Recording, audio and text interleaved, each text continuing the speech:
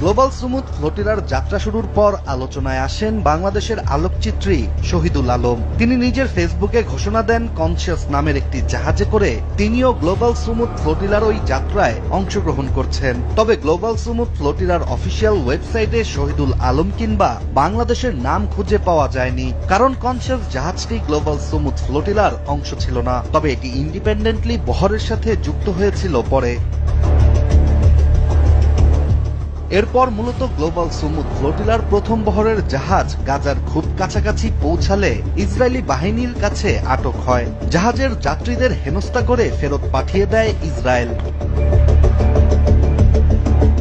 তবে শহীদুল আলমকে বহনকারী জাহাজ তখনও গ্রিসের কাছাকাছি আন্তর্জাতিক সমুদ্র সীমাতেই অবস্থান করছিল।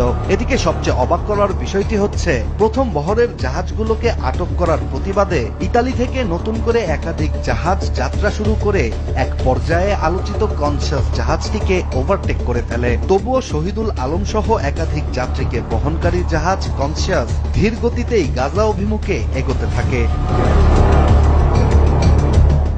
এদিকে কাতার ভিত্তিক সংবাদ মাধ্যম আল জাজিরার একটি প্রতিবেদন থেকে জানা যায়, ৮ অক্টোবর নতুন করে যাত্রা শুরু করা জাহাজগুলো ইসরায়েলি বাহিনীর কাছে আটক হয়েছে। কিন্তু আরো অবাক করার বিষয়টি হচ্ছে, ফ্লোটিলা লাইভ ট্র্যাক পর্যালোচনা করে দেখা যায় বহরের অন্যান্য জাহাজ গাজা অভিমুখে থাকা অবস্থায় আটক হলেও কনসাস জাহাজটি আটক হয়েছে মিশরের জলসীমার খুব কাছাকাছি জায়গায়।